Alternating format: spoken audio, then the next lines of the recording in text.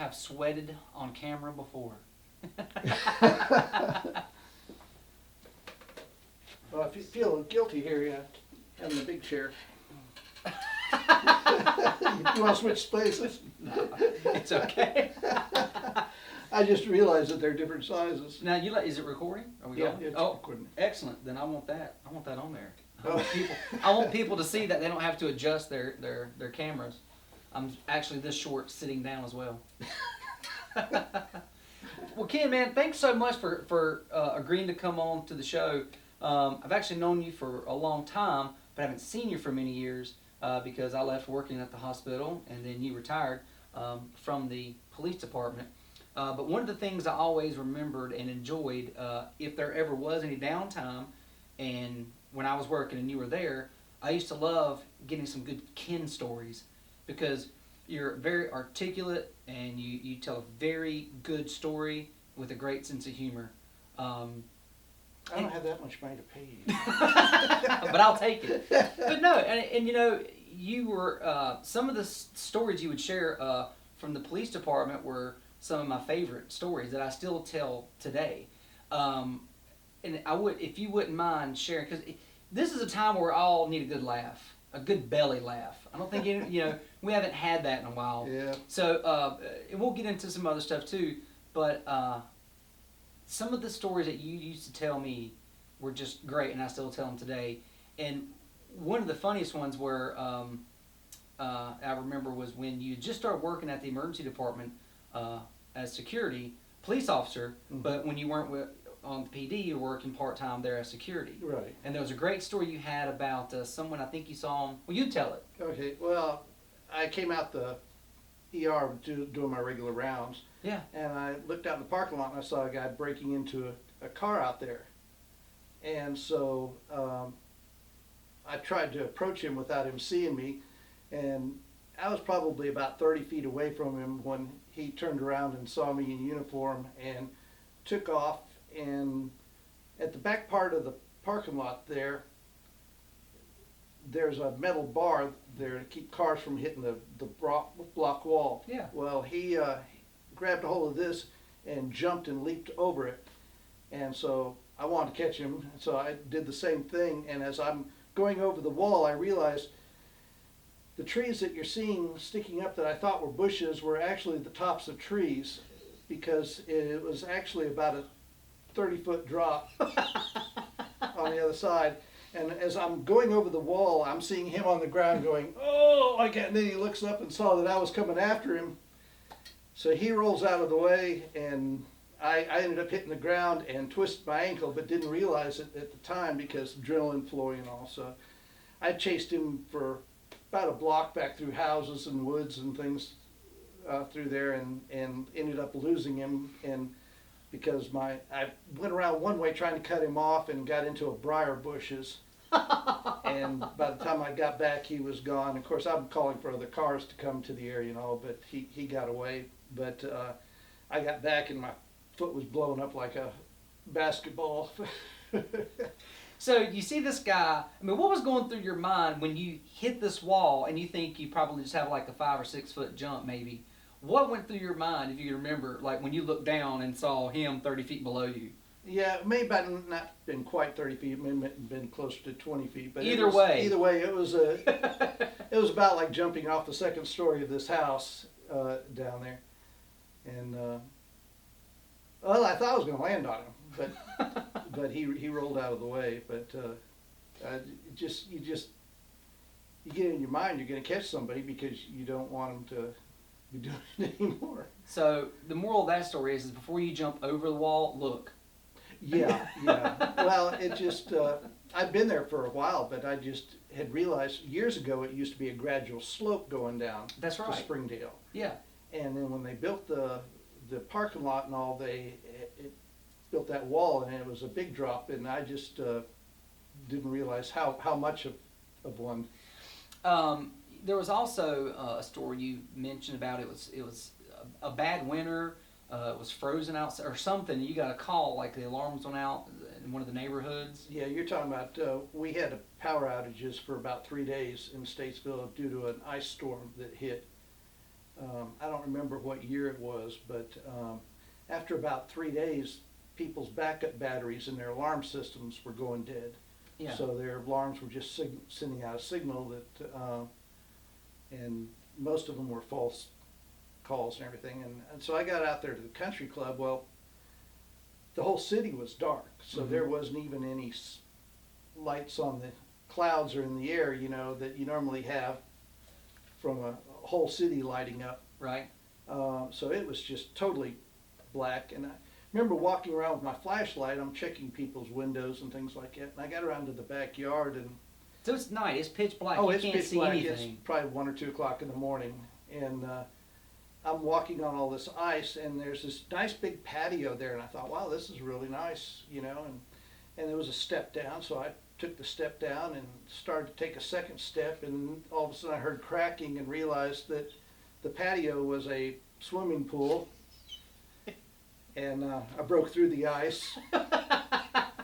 Yeah, So you fell into the pool. into the deep end of the swimming pool. Yeah, and so I'm pulling myself back out of the swimming pool. And surprisingly, my radio still worked, so I called for backup, and of course dispatch is going, "Did you find an open door?"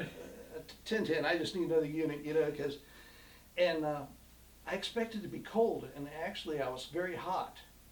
Really? And yeah, it was amazing because I turned my flashlight on and I had a cloud of steam coming off me about 3 feet. Because instantly that water seals up your body temperature. It's below freezing outside. Yeah, sure. And all of a sudden that water seals up, and now your body has heated that water up, and all of a sudden you've got this nice warm blanket on you. And it doesn't last long. I was saying it doesn't last long though. No, the steam was starting to go down, and where I had my vest on, and what body heat wasn't getting out, it froze up Oh man. almost instantly. And by the time I got back to my car and the other unit got there, because I was standing outside trying to drip off, you know, and everything, and ice was crusting all over my pants by that time. Lady came out of the house because she heard me go through the pool, and Oh, so they were home. they were home. Yeah, it was just Oh, I didn't it remember was that just part of the everything story. was dark. Yeah. You know, and they were coming out to make sure I was okay. Very embarrassing. Sir, you're here So to help us. you're wanting to hear all my embarrassing stories? Yes, those are the best stories. We'll get to some other fun stuff too, but yeah, I mean, but the fact that, you know, they're embarrassing, but you didn't shy away from them, and you don't shy away from them, because we all have embarrassing moments. You know, none of us are perfect, but they're so funny. Well, next thing you know, you're going to be wanting to know about the story about me hitting Bill Ryder in the head with a shotgun. That one, yes. I don't even think I know that story. Oh, okay. We had a shots fired call up on Depot Hill Yeah. one night. There was a club that used to be up there, and it was letting out. What was the name of the club? Do you remember? I don't. It was a black club. Like a up bar there, club? Bar, Yeah. yeah. And they were getting out, and there was about 200 people coming out of the bar. Mm-hmm.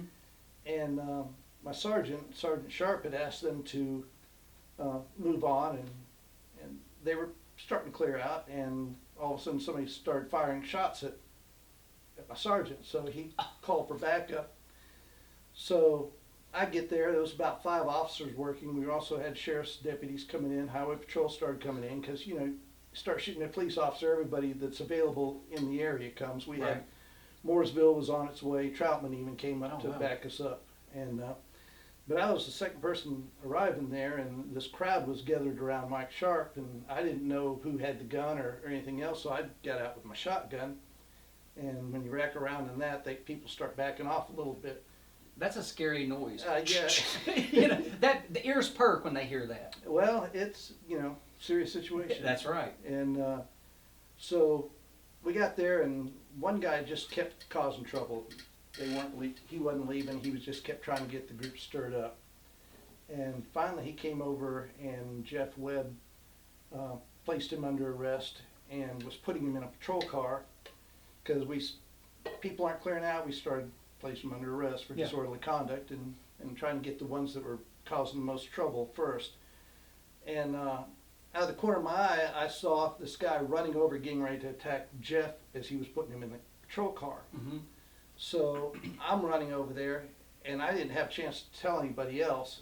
And says I just saw it, so I come running over there, and he's getting ready to leap on the guy, and I take my shotgun and catch him in the chest with my shotgun while he's in the air. Oh, wow. What I didn't realize was Bill Ryder was following me, and he was coming around my corner like this to get him, and I hit him with the barrel of the shotgun right in the center of the head and left a large mark. This is what you need to do to your supervisor. That's right. So that was the only injury of the night, luckily. You injured your fellow officer, supervisor, Yes, in the forehead yes. while saving someone, helping someone else. Yeah, I saved Jeff, but and it ended up making an arrest on the other fellow. But There's casualties. You know, yeah. it happens. Oops. well, he didn't hold it against me, but it was just he never let me forget it either. Oh, how could you ever let? Remember that time you hit me in the forehead with a shotgun, Ken? Yeah, that story sticks around a while. Yeah, this. I wonder, wasn't there you were in a high-speed chase and there was something about a railroad track or something? Yeah, that's another one too. I remember You know these too many stories. stories. Well, you were sharing. They were so Yeah. good.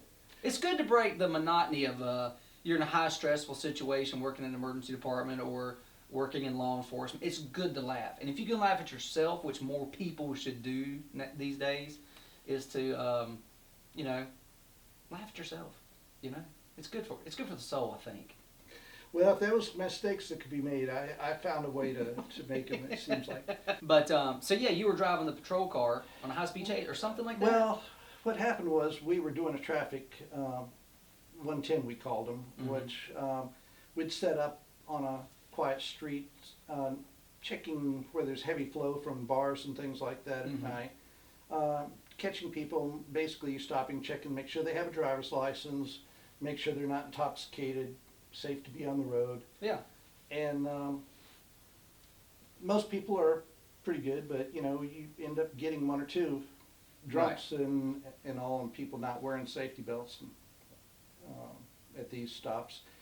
And look down the road, and there's this car saw us set up and spun around real quick and took off. That's so for people listening at home. If that's a big key, I imagine, for the police officers. You're doing a lights check. You got a roadblock there. You see someone coming, and they and go the other way. Right. Yeah. That's probably going to raise good suspicion indication that something's going they're on. running from something. Yes.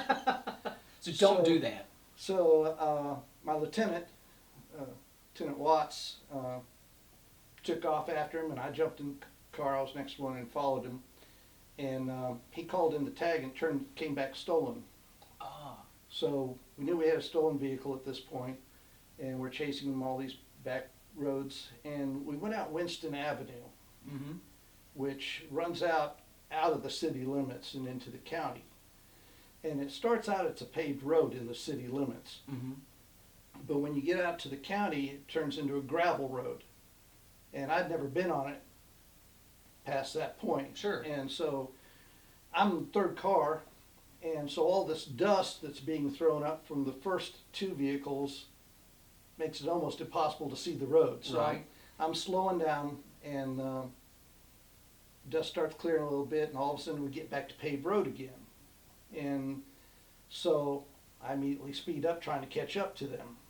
Well, Winston Avenue turns into a place called Slingshot Road.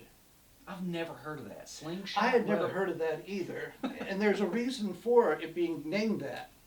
Okay. It goes paved for about a half mile. Yeah. It's just enough time to get your speed up good, trying to catch up. And you come around a turn and the road splits like a Y. Oh. You have to make a hard left or a hard right. And there's railroad tracks.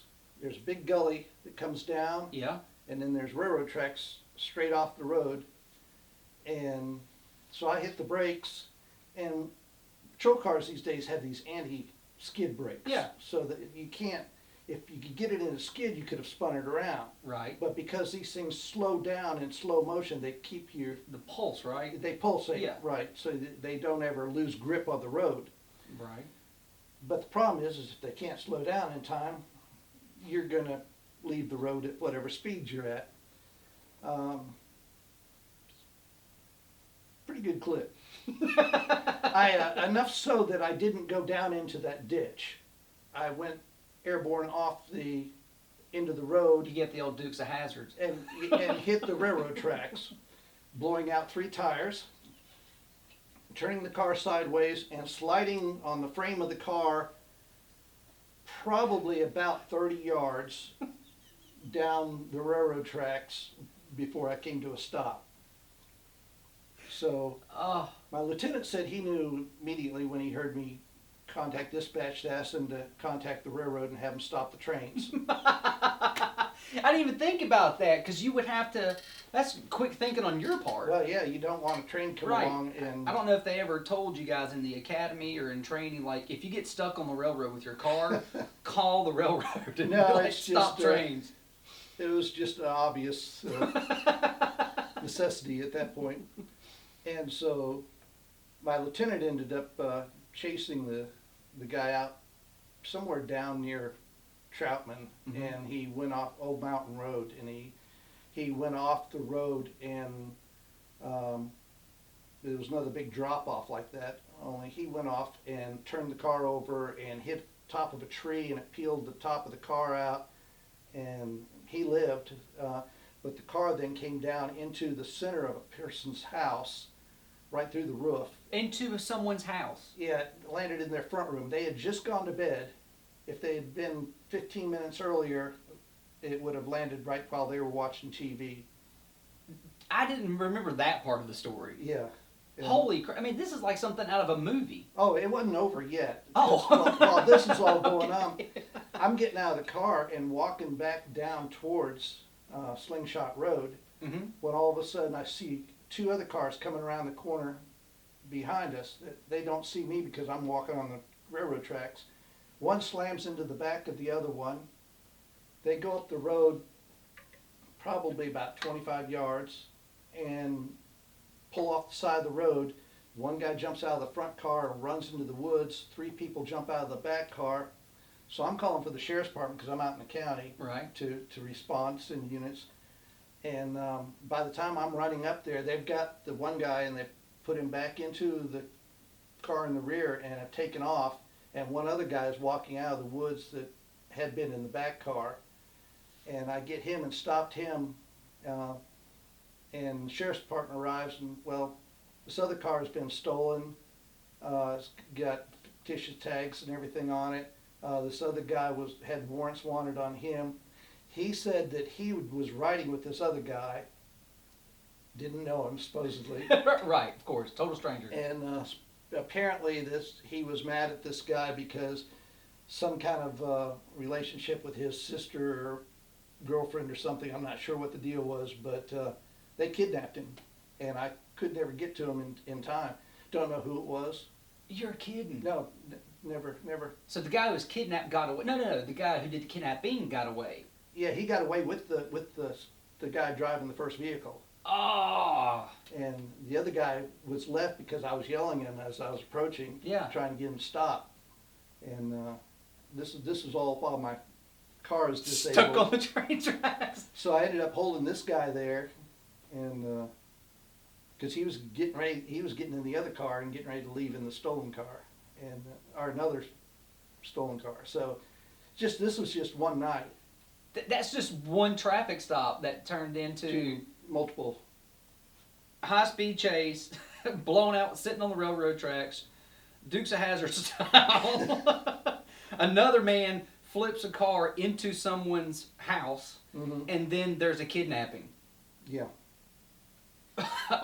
That's a big night. Yeah, it's it happens that way sometimes. I had no clue as to what the outcome was for that other person, whether he was beaten up or never found. That has to happen a lot, I'd imagine, back when you go to a situation, you're helping out, but you never know how it ends. Mm-hmm. You leave a situation, everything's supposed to be fine, or maybe it's not fine, but there's no ever like a follow-up, of Yeah, what happened to You don't that have guy? any more details. Yeah, on that. and And, you're well, on to and the it would next. have been followed up by the sheriff's department. Okay. Because I had to wait for them to get there to arrest this one subject while I was waiting for the record to come get disabled car off. Disabled car. That's right. I broke it. It, so, is there a favorite story that you have from your days of law enforcement? Like, if you could look back and go, "This is my favorite story." It doesn't even have to be funny. Could be something that you did that was positive or heroic, or a proud moment or a favorite moment.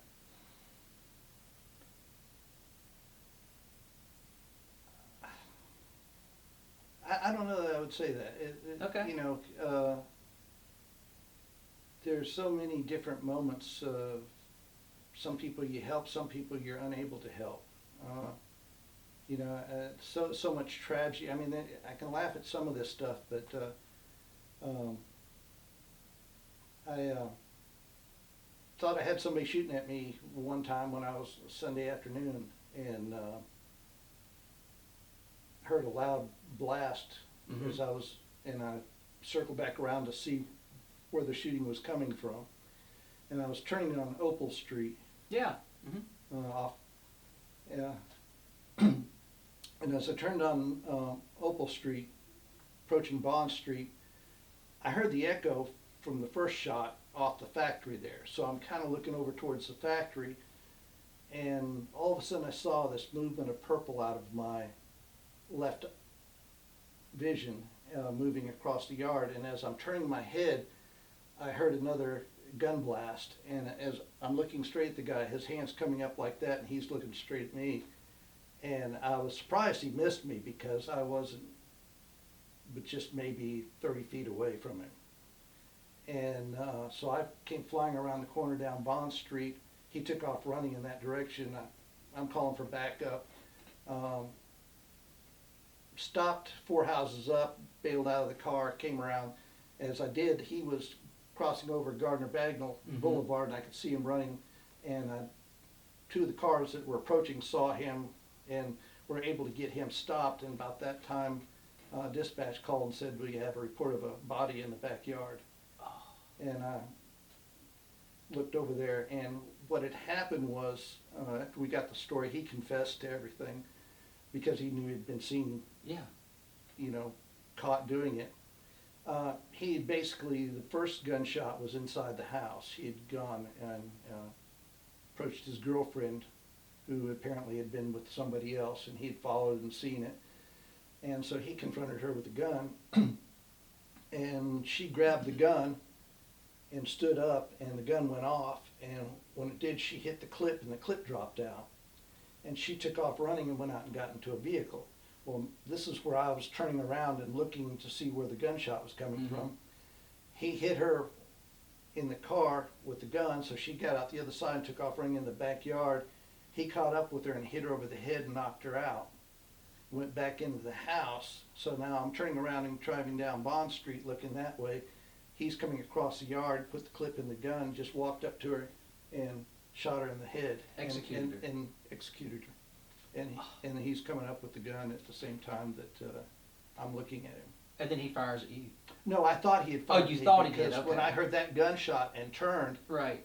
I saw the purple of his outfit that he was wearing, and then saw the blast and heard the gunshot, and he's holding the gun like that, looking at me, and realizes I'm standing there. And he hadn't shot at me. Okay. That was the fatal shot that killed her. You just happened to be in the area. Just patrolling. Gosh. I think that's something that gets left out a lot. The things that police officers, first responders, EMS, firefighters, they see as the trauma stuff. I mean, that's a traumatic experience that you still remember, and there's other horrific things that you've had to see and witness. But when that's over, if you get a call, you have to go on to the next and shake that off, so to speak.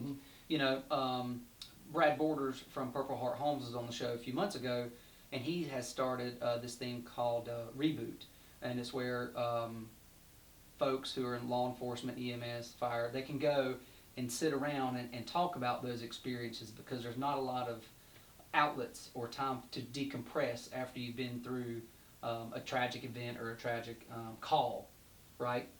Once you're there, you're performing your job, you're doing whatever, and then it's on to the next until your shift's over. Yeah. And then you have to go home and get up and do it all again the next day. And with 12-hour shifts, it's, some weekends, well, like that one that I was talking about with the chase and everything, there's more than one thing going on at a time quite Right. often. And most of the time, you're working with far too little officers to cover all the calls you have. So they have to prioritize the call, and you know, you're going to be going to a domestic before you go into some property damage, because one is Sure. something that involves saving somebody's life or potentially saving somebody's life, and the other is property damage, you know, that you can do Right. the report from that anytime or investigate it. But And it's hard for the person who has the property damage wondering where you are, Right, because why to is them, this is, why is it taking an a hour major and a half priority. for law enforcement to arrive when when you were in law enforcement, would you say that the police department for the most was fully staffed, or was it usually understaffed? usually it was grossly understaffed? Grossly understaffed. Yeah, we were operating, when I was on the department, with about the same size department that we had in the 70s. And the amount of calls and things had grown tremendously.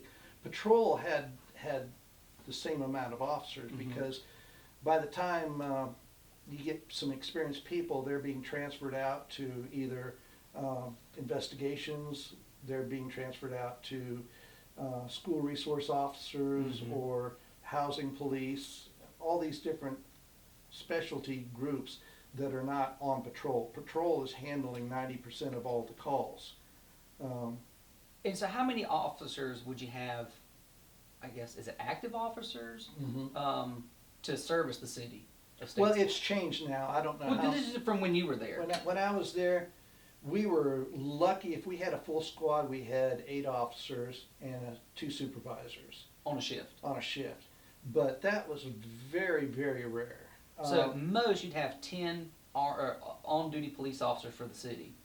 At most, yes. And how many, do you remember at the time how many people lived in the city? There's probably close to 20,000 people So here 20,000. that live in the area. And on an average night, how many calls would you guys field, if you can remember? It varied.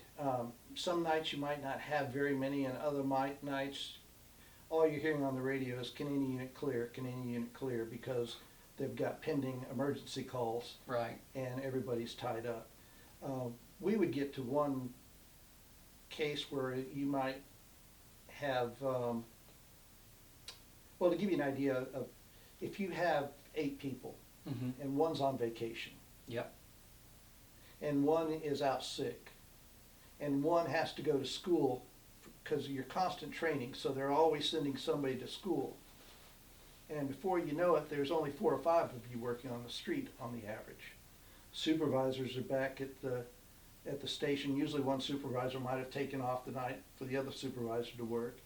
And so he's handling all the reports and checking them and doing all that type stuff.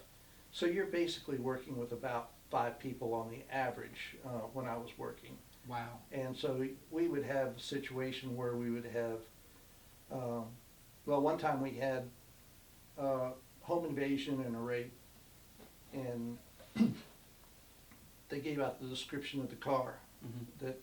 and I happened to be driving on the south side and coming by and saw the car with the tag and everything that was sitting in the driveway of a house, called it in, and the other 2 available officers responded. So we had a new officer trainee and his training instructor Yeah. were handling the report at the one house. So they had to keep that scene secure for investigators to respond. So the other 2 officers backed me up on this call. And as we're approaching the house, we could hear the doors being barricaded and shut, and they'd already told us that they had fully automatic weapons. Oh. And so we're sitting there with our handgun, so I had grabbed my shotgun again out and covered the back door. And so they were covering the front door, and all of a sudden somebody came out the back door and he's got his hands up like that, so, and not obeying orders. Well, you can't shoot them. Mm-hmm. You're not seeing a weapon, they're not presenting a weapon, Right. but you're yelling at them. You can't really step out into the open because, you know, there are other people in the house that have automatic weapons. And so he takes off running. And so the other two officers on the front of the house then took off running after him. So now I'm covering a house that I know that there's at least a couple of more people in there with automatic weapons, and I'm the only person covering the house. Guys took off to other two officers to get the guy who ran off the back of the house. Mhm. You're covering a house that has multiple people inside that have automatic weapons, and it's just you. Right. And so the next person started out the door, and I told him the next person I see in the doorway, I'm shooting. And the door slammed shut. So dispatch calls me because they're trying to figure out, well, who's guarding that still on the house, because Yeah. they heard that the other two were in chase. And so we start with 201 as being the chief of police, and Okay. 202 is the assistant chief of police, and it works its way down to the lieutenants and things like that too. And then it's broken down into your squads as to what your number is. And so I advised that 200 was covering the front of the house, trying to give them a clue that we don't have a 200. Right. So there is nobody there, but I didn't want, if they had a scanner or something in the That's house, smart. to not know that the house is not covered in the front and they can Right. have gone out that way. So meanwhile, they called in SWAT. That was the first time SWAT had ever been called out. Really? So it took a while for them to get there. And That was a tense moment. oh, it was, and it was freezing cold that night. It was one of those nights where you didn't have left the gloves in the car, so Right. I'm taking out rubber gloves and putting them on to try to keep some heat in the hands. But yeah, they ended up getting all those suspects and arresting them for the crime. The one guy got away. His name was Brown, and they searched for him for probably about 3 or 4 months before they found him in Texas, Wow. living down there. He screwed up and got arrested, and they extradited him back to face the charges. You know, it brings me to a question that I feel like I have to ask. You know, with everything that's going on right now in our climate, with the police and stuff like that, there's a big push in some cities and states are actually moving forward to defunding their police departments and maybe even dissolving them completely, like in Minneapolis. Do you feel like defunding the police department, in your opinion, I mean, you're retired, you've been out for a long time, is that a good thing or would that be a bad thing? I think it would be a devastating thing to the community. Who are you going to call? Right. Because if you look at our little town, that's a good point, in our little city of Statesville, and things have changed, so maybe there's more officers, but there's also more people. And with more people, I can only assume that you're going to get more calls. You put more people in an area. So maybe there's even 10 now, or 12, maybe 15, who knows, maybe it's doubled, to cover the city.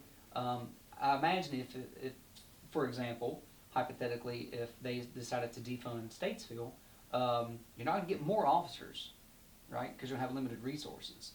So I could see to where that would be a scary situation for the city and police officers. It is, because, you know, part of the reason they call for several units backing up is because if one person's having to fight with a person, Mm-hmm. one-on-one, you're going to have to use a lot more force to take that person into custody. Sure. Whereas if you've got 3 or 4 units that have backed you up, there, you might be able to wrestle this person down and get handcuffs on him without injuring him so bad. And that's really the intent, not what we've seen on the news where they use extreme force and Sure. continue to use it. And, you know, you're going to have bad police officers. It's going to happen. You try to vet them. You try to screen them so that you don't run into that problem. But the potential's there, you know. And Sure. the bad thing is you have 0.5% that do something wrong Mm-hmm. and do not follow the procedures, and you hear about it on the news throughout the whole country. Right. Now, there's hundreds of thousands of law enforcement officers, but you're hearing about that one Right. that messed up. I don't think it's a good idea at all to defund law enforcement or even cut it back, because in reality, Most departments are actually needing more officers to handle all the calls Right. that are expected of them and to do it properly. And do you want people who are overworked and stressed out to be handling your calls? That quite often, you have to work overtime. And you're working 12 hours to begin with. Now you get a call that you have to finish up and you spend 4 hours overtime. You're not going to get much sleep before you come back in and have to be back That's to work right. the next day. And plus, speaking of, you're not getting paid a lot of money anyway to do what you guys No, it's do. it's gotten better over the years, but it was pretty comparable to what I could have been making anywhere. I was making more money as a photographer before I got into law enforcement. Seriously. Yeah. So how do you think that, because like you said, there are bad apples, of course. There's bad apples in everything. Mm-hmm. What would be a better way that they could try to weed out bad apples? Well, the departments themselves, by officers reporting, because, most officers don't want to work with somebody that's going to cause problems like that. Sure. Because it does cause problems for everybody. So you try to weed out and get rid of those people as quickly as possible. But a lot of it has to do with training. There is no standard training across the entire nation. It's done by different states. And so what might be allowed, a hold that might be allowed in one state is not recognized and allowed in another state. The only time we're allowed to use a chokehold of any Mhm. kind is if it's a case of you're fighting for your life. Okay. If they've got a weapon or they've got something or they've got the potential to overpower you, that would be the only time that a chokehold would be permitted. How many hours a year did you guys go through of like physical training? It was like combat training or? There was constant training. You had everything from how to deal with minorities to how to deal with domestic situations, how to deal with your intoxilizer recertification, your radar recertification. We were constantly in schools. Was there a lot of physical training? Like, for example, people, using the chokehold. Yeah. Was there a lot of physical? That was never taught in anything that we ever So, did. do you think it'd be reasonable that they regulated? I don't know what the right word would be, but maybe it's mandatory that there's X amount of training, physical training, maybe self-defense Yeah, there or is self-defense jiu-jitsu training or every year. something that they have to go through. We have ground fighting techniques and things like that are taught. But maybe on a monthly basis, where you have to spend X hours a month. That would be better. Repetitive. That would be better, but the problem you have here is, do you do it while they're on duty? Do you do it, you have to set it up on days they're off duty. Right. And so many of these officers work off-duty jobs to try to make ends meet. Sure. Right. And again, your budget. Your budget. What kind of budget do you have for training? That you can bring in an entire department on their days off and paying them overtime while you're doing this training. Maybe it's a situation where we don't defund, but maybe it's a situation to where we increase funding or reallocate funds for additional training. And not necessarily schoolwork or breathalyzer or whatnot, because that's going to happen, but maybe the hand-to-hand, the combat, I want to say combat, Yeah. but you know what I'm trying to say, to help prevent certain things. Like Mayor de Blasio just said up in New York that he is agreeing or they're going to defund the New York Police Department by $1 billion. And I can only imagine living in a city like New York proper in Manhattan where everybody's on top. There's got 7-8 million people there. You have thousands of police officers, but is that going to help de-escalate situations? Or I think it's going to create a worse situation because now you're going to have fewer officers. A lot of officers will probably leave because of Sure. the danger it's putting them in. Right. Because again, you've got less officers working. You're more stressful situations that are out there right now. more mistakes will happen, right? More mistakes will happen. You And know? if you don't have enough officers to take this person into custody in the least amount of force that's necessary, Mhm. if you've got one person dealing with this violent person, he's going to have to use more violence in order to subdue this person, or he risks having his weapon taken away.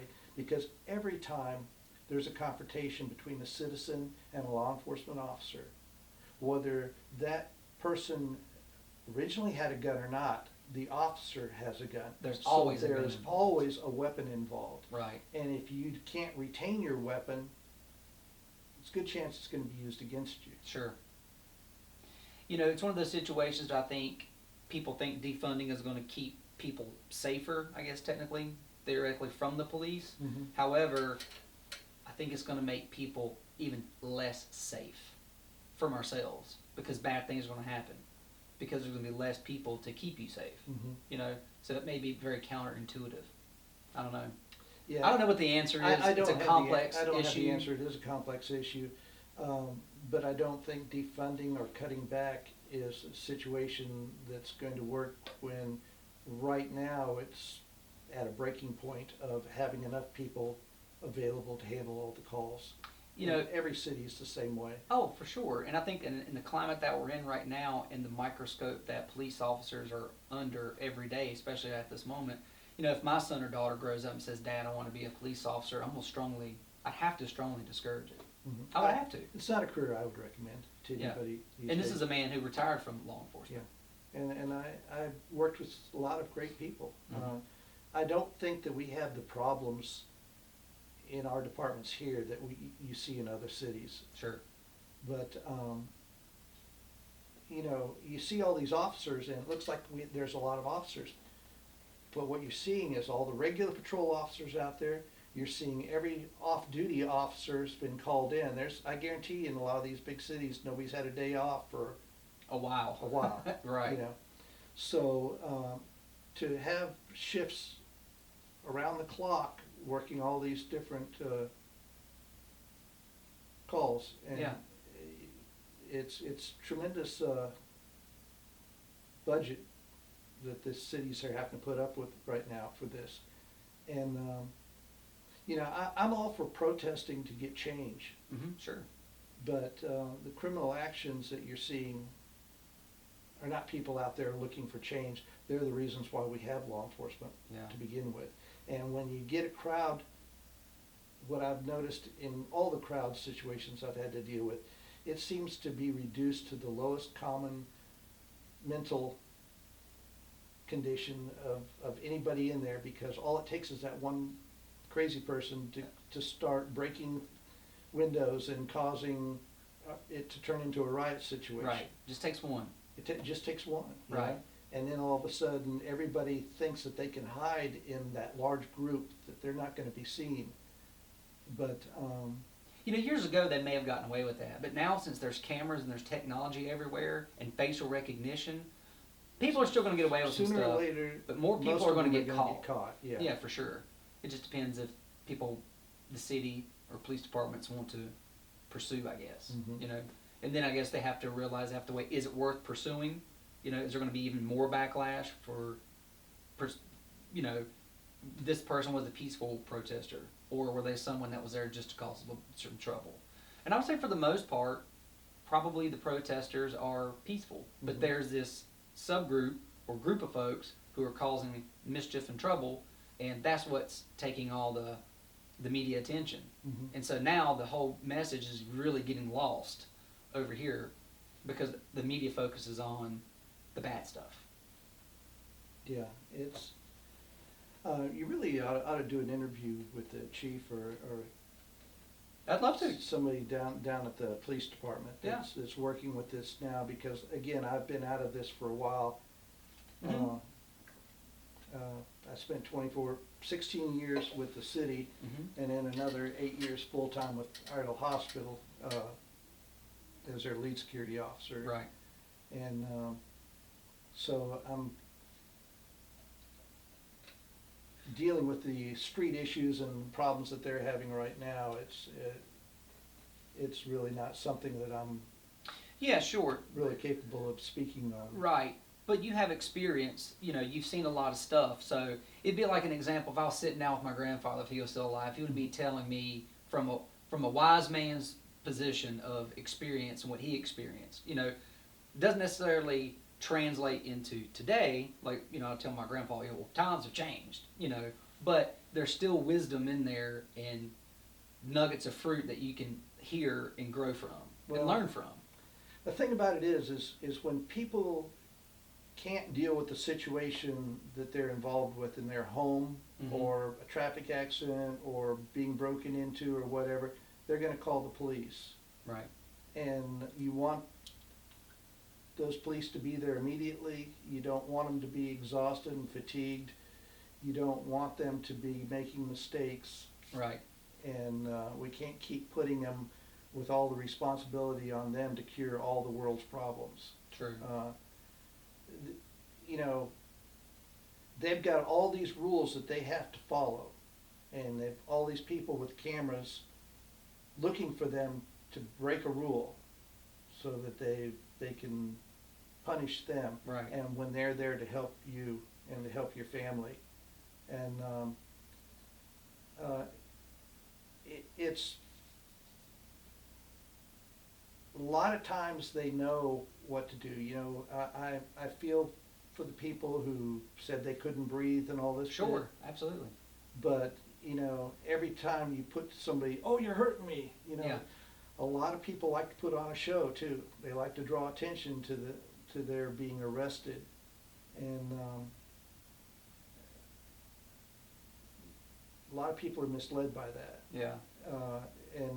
And it's when you hear it every time you're dealing with Mhm. a group of people that they're complaining like that. It's hard to say when a person really is hurt. Yeah. or Or- whether they're just saying it, just trying to get so you make a mistake and then Sure. they can turn around and Yeah. take advantage of it. Obviously what happened in Minneapolis, that guy was totally detached from the situation. Seems like he wasn't paying attention, he wasn't looking, or he was negligent, for sure. Mhm. Everyone agrees that was bad, and that was a bad guy that had apparently a bunch of complaints, and the city didn't do anything about it. Right. Or the chief or mayor, whoever's responsible And for if that. if you don't take action when an officer is messing up, then you're accepting the responsibility for Sure. for them. Or doing even it. the partners who were Yeah. there, You had mentioned something earlier about photography. Switching gears a little bit, were you a photographer before you joined the police force, or did you start doing photography during your time on the police No, force? I grew up in photography. My dad taught it for 24 years for the Air Force. He would set up photo labs all around the world, and then train people to operate the photo labs and equipment, because a lot of it was top secret film footage that they'd get out of the planes, YouTube pilots and things like that they'd be processing. So you definitely know if there's aliens. But he didn't have the clearance for working on all this stuff, so he would train people to do all the processing Mhm. and run the labs, and then we'd spend about a year in one location, and then we'd be shipped off to another location. So about every year he was getting transferred until he got to Orlando, and then they made him, his instructions were so good that they made him a training instructor, so he taught people how to be instructors. And they left him at Orlando till they closed the base there. And then they were going to ship him off to Vietnam, but after 24 years he decided it was time to retire. So he was offered a job with the Boy Scouts at that time, Mhm. district scout executive, and took that, and then was transferred to Statesville to organize scouting in this area. And so 1970 we moved from Orlando up here, which I didn't want to do because that was the year they were opening Disney up Oh, in Orlando. man. And to that time Orlando had been just a sleepy little town. Sure. And so we moved up here, and we got here while the rock festival was going on in Love Valley. That's when you're being introduced? What a great way to be introduced to Statesville. Well, yes and no. I didn't know about the rock concert going on at the time. But I came to Statesville and found it to be a very quiet little town. We lived on Water Street, which was right across from where the jail is. Yeah. And all now.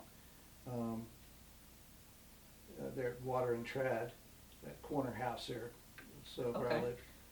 And went to Statesville High School, and what happened was my father was supposed to have his picture taken for the newspaper as the new scout executive, and he went over there, and the other photographer was out, and they said, well, we don't have any other photographers, so you'll have to come back. And he said, well, my son could take a picture and drop it off. And they said, well, does your son know how to do photography work? And he said, yeah. I said, well, we're looking for another photographer.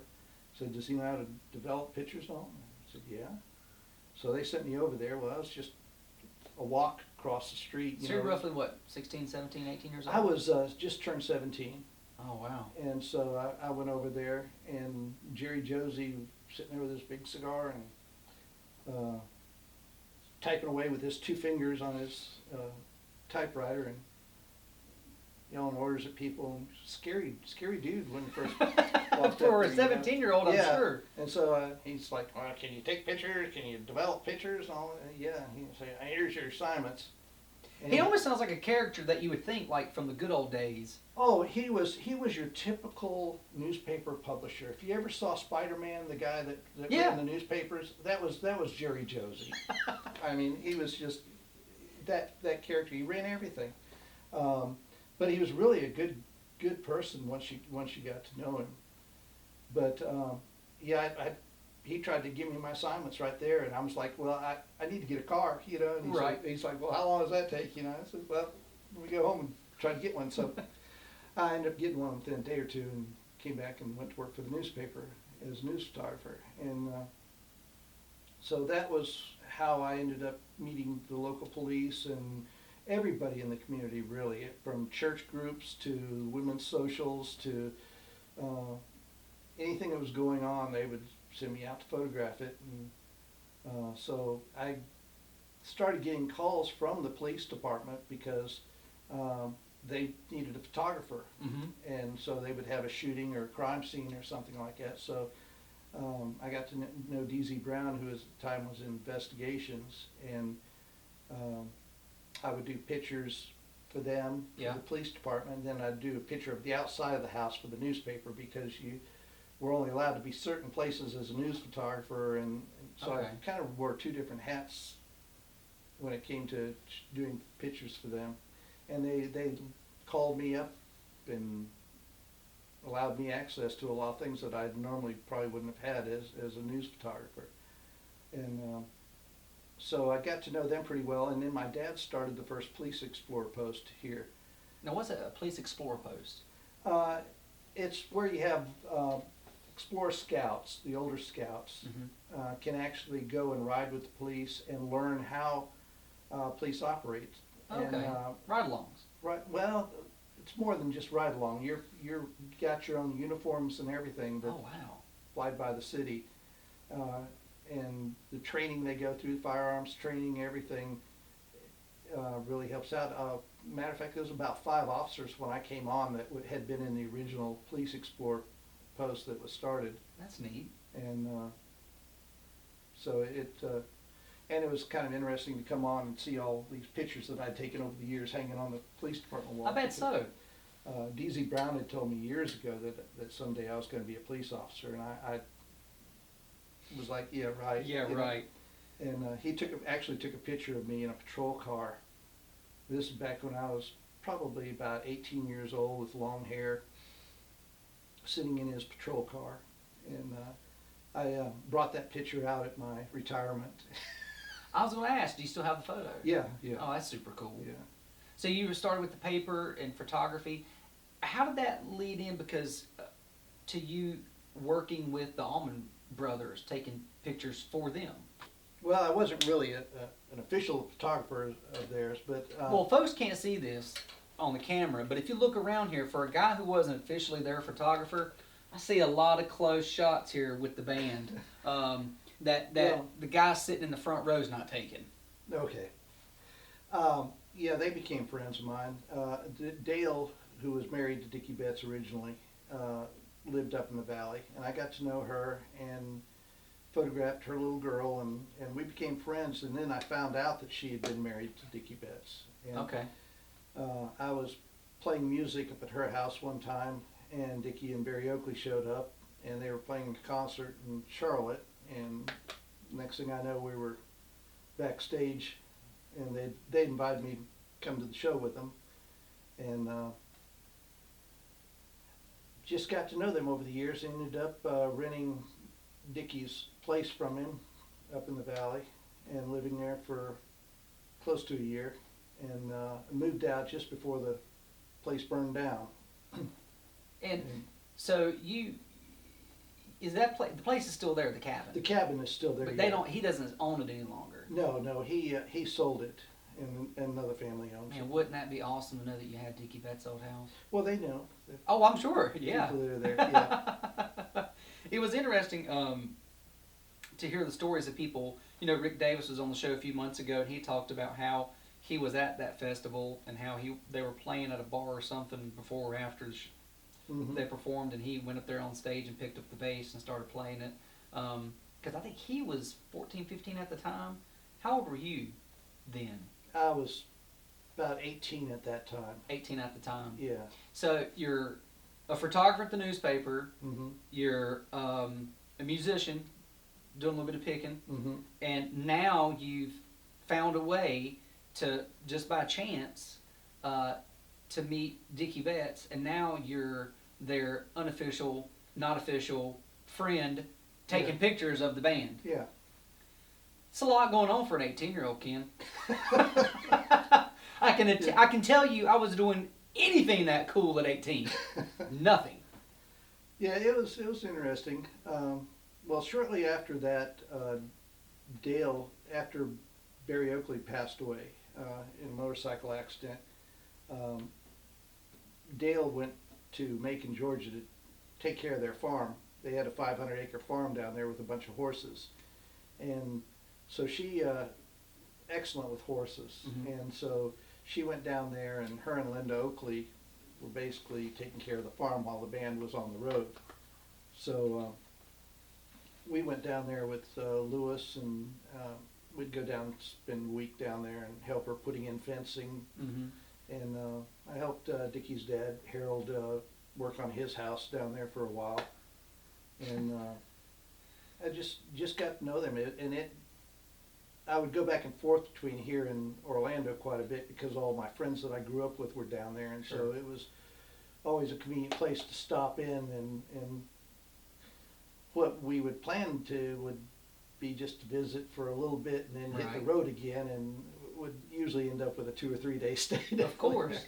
At what point did you go to school? You sound like you're pretty busy outside of school. Yeah, this was well, I graduated in '72. Oh, okay. So I was done with school by that time.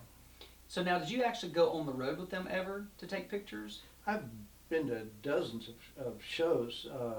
I've only traveled with them a couple of shows. When I came back to here and started with the police department, Christy had a farm that she was living on up in North Iredell. Yeah. That had a duplex, and so I was looking for a place. So I talked to her aunt and uncle, are good friends of mine also from the valley, and they were in real estate and home building at the time. Mhm. So I called them up to see if they knew of any places for rent around here, and they said, "Oh, we have the perfect place for you."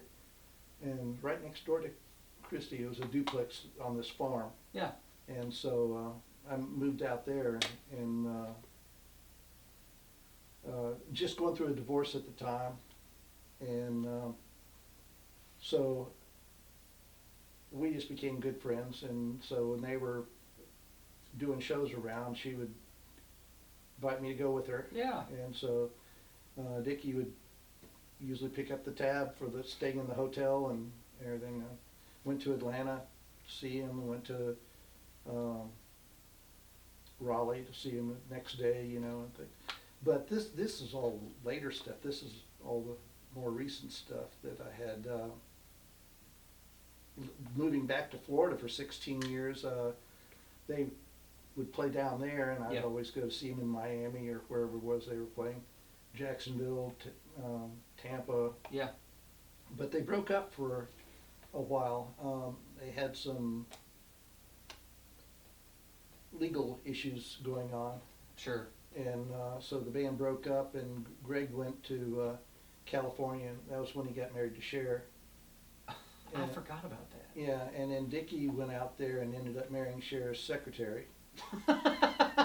And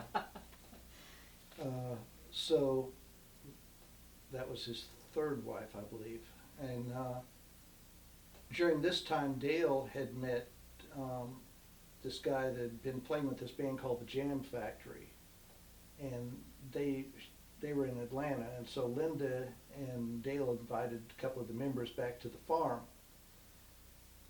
And the band broke up right after that, the Jam Factory did, and so Joe ended up living with Dale at the farm for a while. And during this period of time, Paul McCartney was looking for a drummer. And so he had called Tree Publishing Company, which was one of the largest publishers in the country at the time, and asked him if he knew of any drummers. And he said JMO. So they contacted JMO, and JMO said he wasn't interested, but there's an excellent drummer living back at their farm, and he gave them the phone number for the trailer where Joe and Dale were living. Yeah. At the farm. And so McCartney called Joe up, and so Joe's thinking that it's one of his friends just playing this trick Well, on I was him. getting ready to say, you're sitting there working, on the farm, and you get a phone call, and it's Paul McCartney. Yeah. And I'll be saying, yeah, right, Ken, or whoever, Well, click. that's kind of like what he was saying. He was listening to it, and the guy's telling him on the phone that he wants him to play on the next album. Come down to New Orleans. There's tickets for you at the airport. All this bit, and he's like, yeah. Mm-hmm. Mm-hmm, mm-hmm. So he gets off the phone, and Dale's asking who that was, and he said, "Oh, somebody's pulling my leg, saying he's Paul McCartney and all this bit, and there's tickets for me at the airport and all this bit." And she said, "Well, call the airport," and he's like, "Ah, come on." So he had the phone conversation with Paul Yeah. McCartney, supposedly, Yeah, and then he hangs up, and he still doesn't believe it. no. And so Dale ended up contacting the airport and said, "Well, if it's a hoax, you got plane tickets waiting for you to go to New Orleans." And so That was the oh shit moment. yeah, so he said he packed his 2 pair of good jeans he had That's right. and flew down there and picked him up at the airport with the limousine, and they did the Venus and Mars album. And then after that, he really liked us playing and said, "Look, I want you to be a full-time member of Wings Band, and can you come to England?" And he was like, "Well, I'd like to, but I'm really short." And I won't say how much the check was, but it was enough to knock your socks off. That Yeah. He wrote him a check. I mean, if he wants to be a full-time member of the band, Right, he gave him an advance on the album and, Yeah. and everything, and he got over there, and Paul had rented an entire castle, so that they would have privacy. They could set up a full-size stage, sound system, the whole bit to rehearse for these shows, and he said everything was just first class. how he should have been thanking Dale every day for calling the airport. Whatever she wanted, she should have gotten. Because just imagine what he would have missed out on if she wouldn't have done that. Yeah. What a great story. See there, Ken, I told you you're a great storyteller. But Well, who knew? What's funny was after he got back, they bought a large farm down in Georgia also. Whenever Yeah. he got back, and he was still playing with McCartney, and I came up to visit him one time and stayed at their farm, and was trying to do an interview with him, and it was funny because we ran tapes for probably about 2 hours, and we talked about everything under the sun, but never did do anything that was worth using on it. Oh, do you still have the tapes? Oh yeah. Oh, you have to put that out there somehow. No. No? No.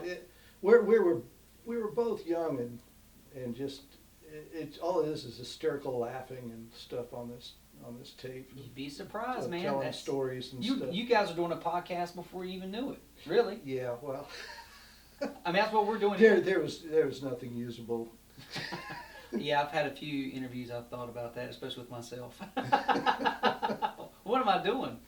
So, now, did you ever have an opportunity to photograph him while he was working with McCartney at all? No, I didn't. Soon after that, Dale was in a terrible automobile accident, and they had done several albums by that time, including the Wings Over America tour, which was a triple album Right. set that they put out. And she got in a terrible automobile accident and was paralyzed. And they told her she would never walk again. Ah. And doctors said it was just impossible. And so she was staying with a friend in Macon and while he was still touring around the world and all. And so he finally had to leave the band to come back home. And somehow she believes the miracle of God. She became a Christian and all of a sudden was able to start walking again. Wow. And she gives God full credit for that. And so they're back living in North Carolina.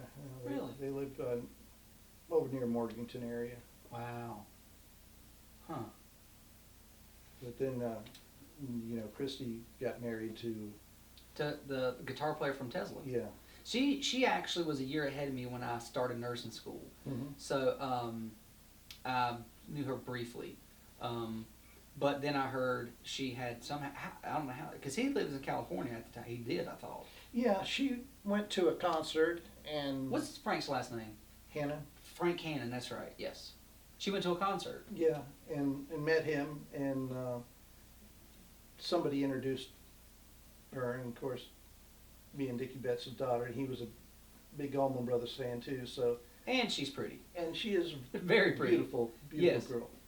And so they ended up dating while he was on the road, and he would stop in here and see her whenever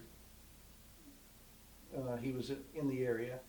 And finally he proposed to her, and they moved out to California. Mary and I helped them pack up and move. I'll be darned. Because you have a lot of pictures too of Tesla. You have Yeah. almost like a Tesla wall back there. Yeah, that was Frank invited me to one of his shows Really? in Charlotte. I mean, these are up close pictures here too. Well, yeah. So how often do you still take pictures? Do you still take pictures of bands, or is it more like landscape, or what do you do now? Mostly just portrait or advertising photography here in the studio. Yeah. I did a lot of weddings for a while, but it's just getting too old for that. What do you enjoy? I enjoy landscape and travel photography and Yeah. things like that, but I enjoy shooting good musical groups too. Is any of your artwork up, like of the bands and stuff you've done, like on a website where people can go look at it? If they're on any of the Allman Brothers sites, they've probably come across several pictures of mine. Would they know it's yours? Some of them give credit. Oh, to the really? picture. Yeah. Yeah, they're pretty good about that, actually. But you personally don't have Ken Powers or anything like that, or Oh, I have. where you so people can go look at some of your I stuff. have a site. You can look for Kenpowersphotography, Yeah. and you'll pull up a site. It has Zenfolio. You might see on Okay. the Taylor part. But you can click on that, and then it'll open up a site to just a lot of different photographs. Right. But you'll have to go down to block musicians, musicians. And then click on that block, and that'll open up to a lot of the different musicians I've photographed over the years. Because some of those were back when I had a recording studio in Orlando.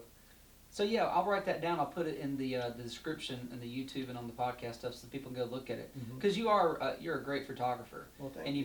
you've been able to see it and capture a lot of great moments with some iconic musicians and rock and roll figures. Is there one person that you really enjoyed, or a musician that you enjoyed taking pictures of?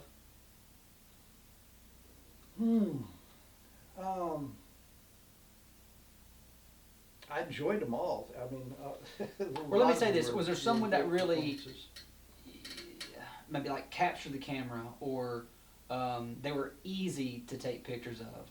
You know, they were always maybe in the right position, and the lighting was always very good. Frank for them. is pretty good. I really enjoyed shooting Frank. He's excellent guitar player. Oh, gosh, and, good performer. But I mean, they're all good. Do you have a favorite picture that you've taken of a musician? I've got a funny one that I took for Joe English.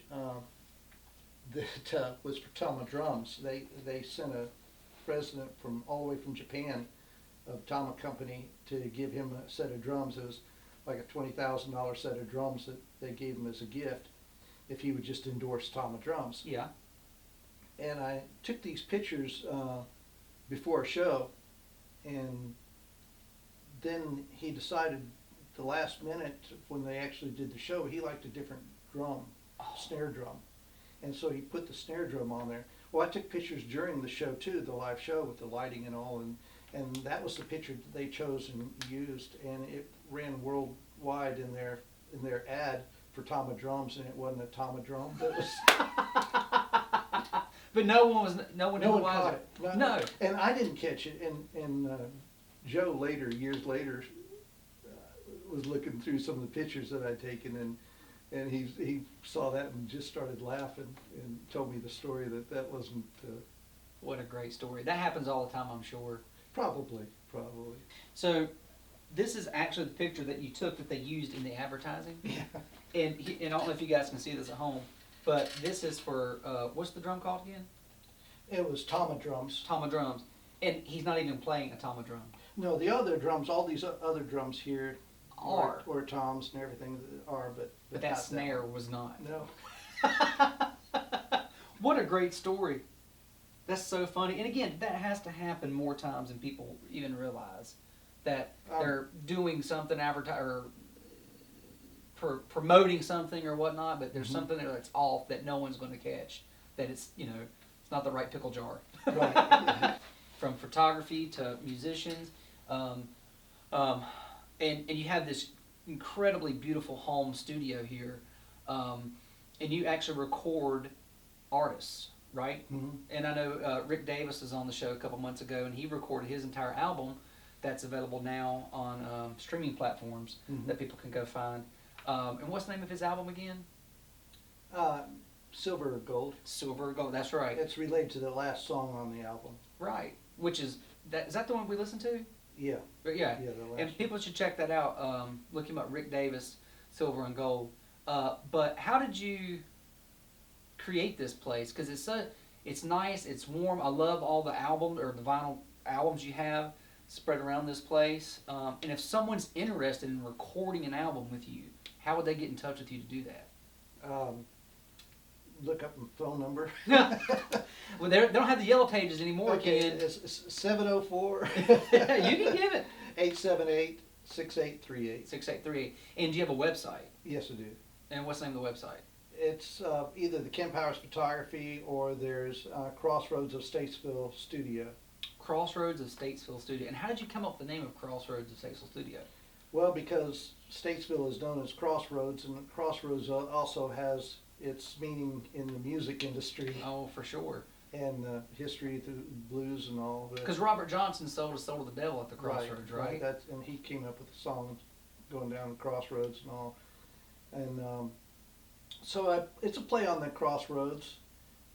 It also there's another Crossroads studio, and so In Statesville. not in Statesville. Oh, No, okay. no. And but I wanted to distinguish between the two, so Sure. it's Crossroads of Statesville Studio, Gotcha. and which the acronym for it is CROSS. CRO. Perfect. Mhm. So how often do you get to record folks that come in here? Have you produced any other albums or recorded it in Not here? not here at this time. I did many albums down in Orlando when I had a studio down there, but that was the old Analog Studios, and Speaking of, have you heard that musicians and bands are going back to analog and getting away from digital? There's a different sound to it if they there like. is there is. I think it's. And everybody's got their own taste. you Yeah, know. I personally think digital is wonderful with what the capabilities are. Mhm. Those big tapes over there, are Oh wow. to give you an idea. Yeah.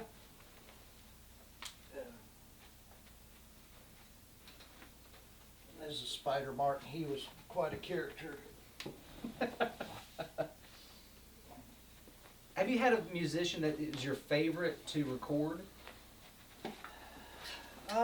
Well, I did the most work with the Robert Cody Band down there. Robert Yeah. Cody Band? Yeah, Lonnie Brown. I was also manager for their group for. So you've also been a manager. Yeah. What haven't you done? Maybe is a better question. This is 2-inch tape, Yeah. and you can make it in 24 tracks or 16 tracks, but That's that's huge. it is, and it runs around $200 a reel, Whoa. and you get 3 or 4 songs That's it? for reel. Yeah. I figured that would be like the entire album. No, it usually takes 3 or 4 of these to create one album. That's the size of a lawnmower tire. Yeah. And so you can understand why it costs so high for recording studios when they Yeah. were doing tape there. You could have $1,000 easily tied up just in your recording. And that can't be Final Cut, right? I mean, because you have to record. Well, after you go from here, you go to a half-track master. So this is your 16 tracks of all the different items laid Okay. on it, or 24 tracks. You could also get, depending on what your heads were that you had on your, and your capability of your boards. Right. But after you get done with that, then they would mix that down to a half-track, and that became your master that they would send off and have your album. So they have to go Press and master them. Yeah. Right. So for you, digital has made things a lot easier Oh, tremendously. and saved a ton of time, I imagine. Ton of time and a lot of money too, because the old days, if you wanted compressors or limiters or anything like that, you'd have Yeah. to buy those as outboard gear, I gotcha. and you could spend a couple of $1,000s for a piece of equipment. Now then, that's only 2 channels. Oh. So if you want to use those on several different tracks, you're going to have several of those. And at a couple of $1,000s a piece, you can see why people had millions of dollars tied up in recording studios. Quickly, yes. Yeah. And nowadays with the electronics, they have so much of this stuff built into your boards that you can just put the effects on, pull them up, and digitally put them in there. And it saves a fortune of being able to do that. Right. Unbelievable. Well, you have a beautiful studio here. I didn't know what to expect, but it's awesome. And the history around here, the stuff that you've taken, and you put little pieces of you in there from when you were younger. You know, in the back room there, I see Yeah. your old police belt that was hanging there. It looks like you just took it off yesterday and hung it up. You know, I took it off and hung it up there. That's really, it's not Yeah. moved? No. Ah, that is awesome. And they need to take it back down. No, that's awesome. Well, Ken, I appreciate you agreeing to come on the show. It was great to catch up with you again from years ago. It feels like we just picked up where we left off. You telling me good stories and me laughing Well, and enjoying them. anytime. And again, we'll put all your stuff in there so people can reach out to you to look at your pictures, which people, it's not even pictures really, it's art. And I hope they enjoy it, and also to get in touch with you if they want to record some stuff, because this is an awesome place. I appreciate it. Thank you, everybody. We appreciate it, and we'll see you again soon. Thanks. Lord, I sure ride How was that? just nine. Yeah. I guess. Buried hills to climb on into the land.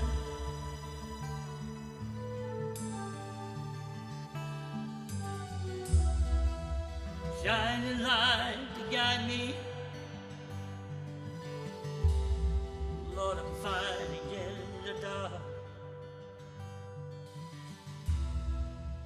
Past your love, lead me. Searching for